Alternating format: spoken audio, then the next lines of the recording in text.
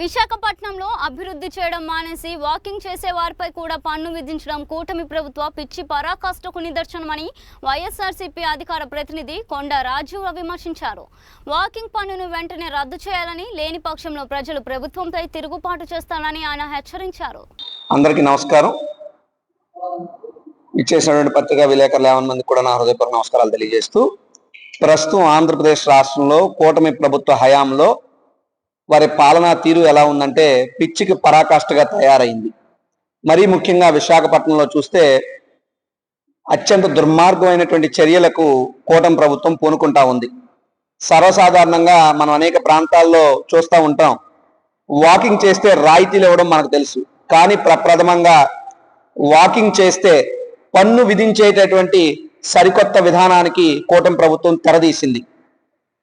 చంద్రబాబు నాయుడు గారికి కానీ కూటమి ప్రభుత్వ పెద్దలకు కానీ నేను చెప్తున్నా, వాకింగ్ చేస్తే మనిషి మీద 720 రూపాయలు పన్ను వేసేటటువంటి వాకింగ్ ట్యాక్స్ విధానం సరికొత్త విధానమే కాదు, అత్యంత చెత్త విధానం అని చెప్పి ఈ సందర్భంగా తెలియజేస్తున్నాను.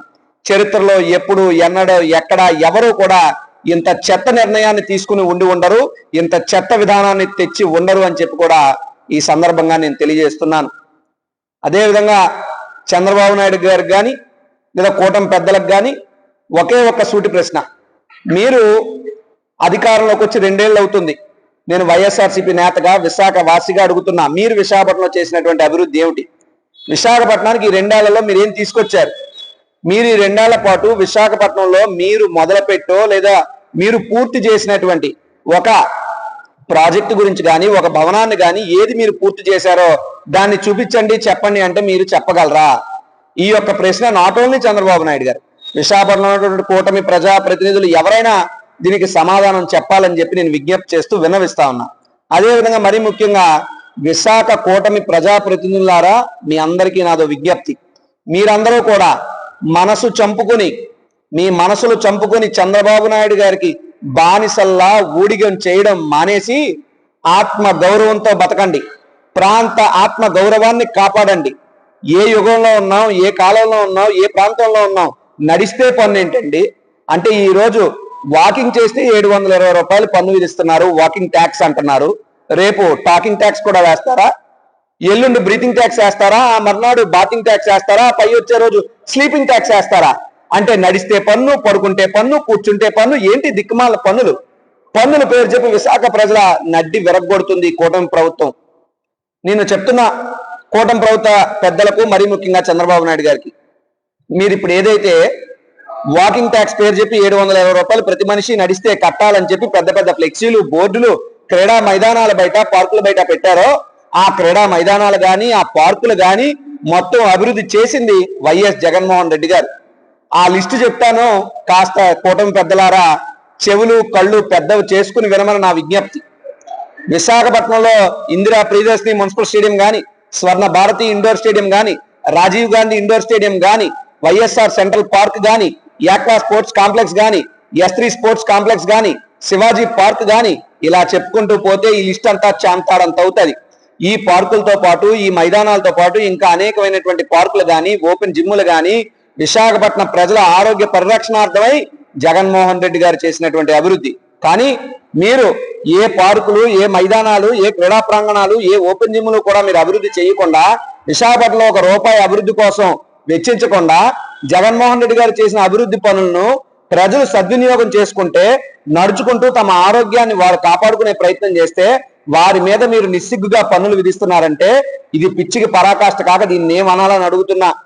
నేను ఒకటే ఒక ప్రశ్న, ఈ 2 ఏళ్లలో మీరు ఏం చేశారు విశాఖపట్నానికంటే? శూన్యం.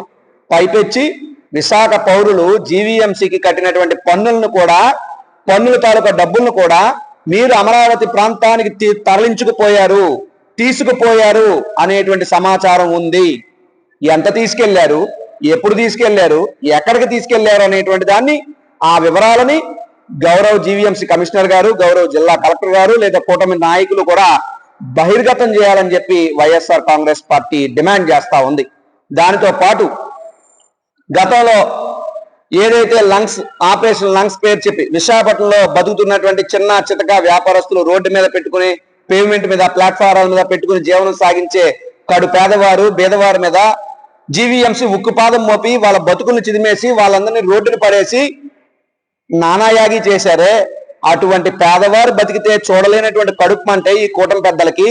కానీ చంద్రబాబు నాయుడు గారి కుటుంబ సభ్యుడు లోకేష్ కి తోడలుడైన విశాఖ ఎంపీ భరత్ గారు తమ గీతం యూనివర్సిటీ అండర్లో 5,000 కోట్ల రూపాయల భూమి కబ్జా చేస్తే నిస్సిగ్గుగా దాన్ని జీవీఎంసీ ద్వారా రెగ్యులరైజ్ చేస్తున్నారంటే ఇది కార్పొరేట్ ప్రభుత్వం అని చెప్పడానికి ఇంతకన్నా ఏం కావాలి?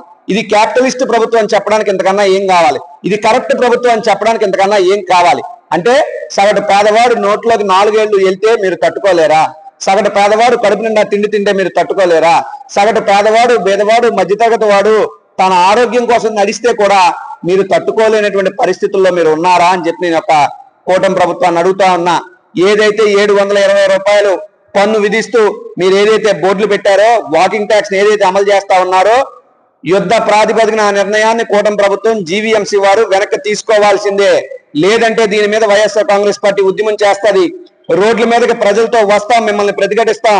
ఒప్పుకునే పరిస్థితి లేదు. అవసరమైతే కోర్టు కన్నా పోతాం, పిల్లైనా వేస్తాం తప్పితే ప్రభుత్వం విధించేటటువంటి వాకింగ్ ట్యాక్స్ ని ఎట్టి పరిస్థితుల్లో విశాఖ వాసులు కానీ వైఎస్ఆర్ కాంగ్రెస్ పార్టీ కానీ అంగీకరించే పరిస్థితి లేదు అని చెప్తున్నా. అదే విధంగా 720 రూపాయల వాకింగ్ ట్యాక్స్ పన్ను విధానం ఏదైతే ఉందో ఈ కూటమి ప్రభుత్వానికి రాజకీయ సమాధి కట్టబోయే విధానం కూడా ఇదేనన్న విషయాన్ని మీకు గుర్తు చేస్తూ, ఖచ్చితంగా ఎవరి ప్రజల యొక్క బతుకులను అయితే మీరు చిదిమేశారో ఆ ప్రజల యొక్క వ్యతిరేకతతోనే ఈ కూటమి ప్రభుత్వానికి విశాఖలో చావు దెబ్బ తగలబోతుందని చెప్పి కూడా ఈ సందర్భంగా తెలియజేస్తున్నాను. నమస్కారం.